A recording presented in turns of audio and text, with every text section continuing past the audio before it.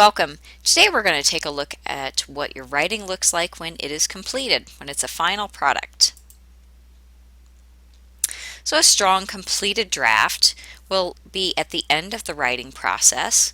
The writing process typically being from brainstorm, outlining, drafting, editing and revising, and then into this final step of the process here, which is coming up with that final perfected draft. The purpose of writing is always to communicate ideas from the writer to the reader. That needs to be done in the most effective and efficient manner possible so that the writer can get their ideas across in a smooth manner.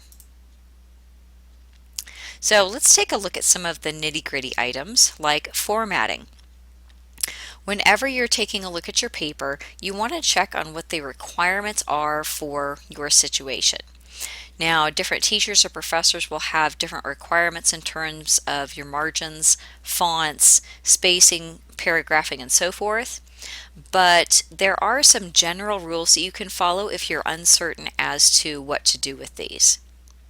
So in terms of general rules, you can always use a 1-inch margin if you don't know what the specific margin is supposed to be. Font, most teachers and professors will accept Times New Roman or Arial 12 size font. Spacing, when you're doing an essay or a longer piece, anything that's longer than typically 2 to 3 paragraphs, you're looking at double spacing.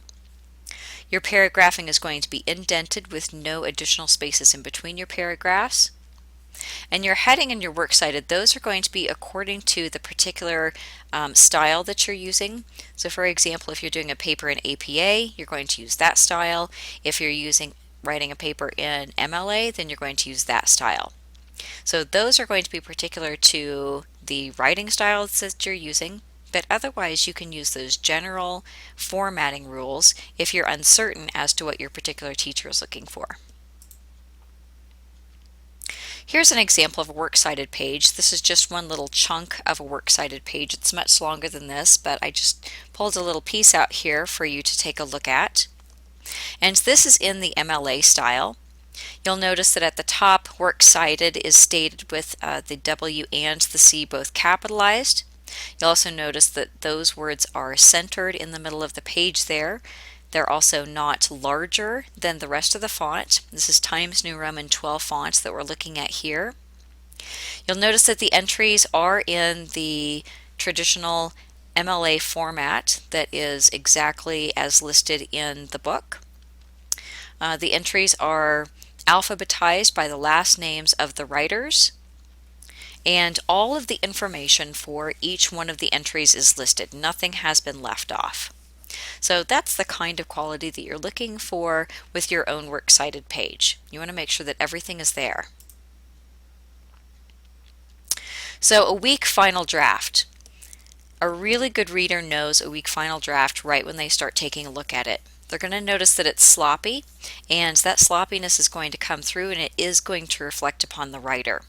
That is something you definitely don't want to have happen.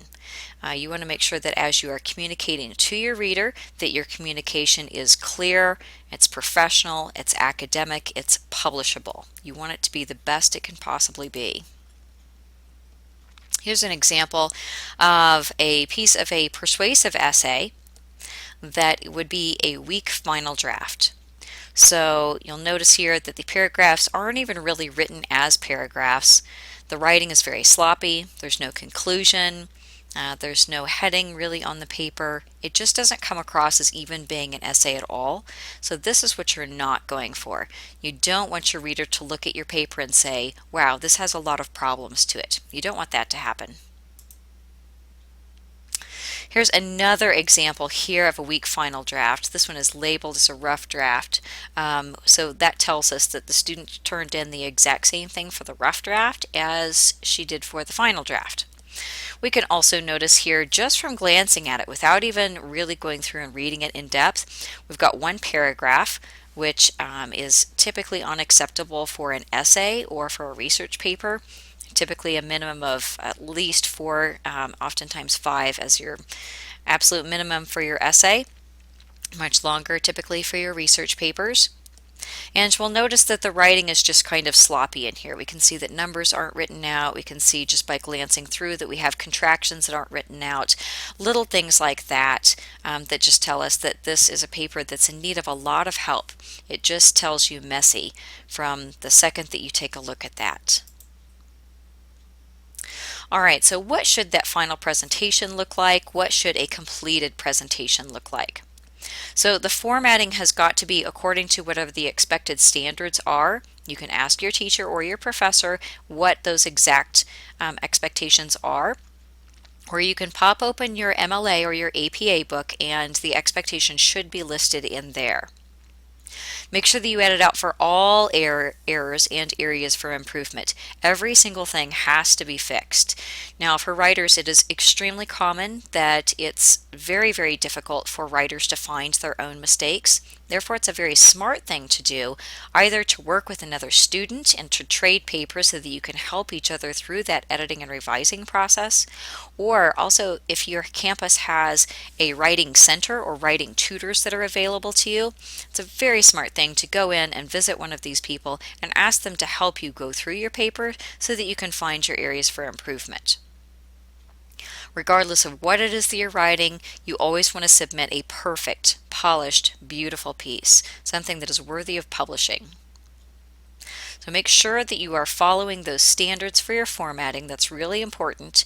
Your teachers and your professors have graded many hundreds and thousands of paper, and trust me, they can see formatting problems just when they open up your paper. They can see it automatically just because we're so accustomed to seeing papers. Make sure that you have corrected every single error. Make sure that you have met every single expectation. You can typically ask your teacher or professor for a list of expectations. And make sure that what you're submitting is perfect. It really needs to be an absolutely perfect copy. So what you should know and be able to do at this point, know what that final draft of writing is. Make sure that you're able to use the writing process steps to create that final draft and understand some different ways that you can improve upon your writing and create that final draft. I hope this information is helpful to you and good luck.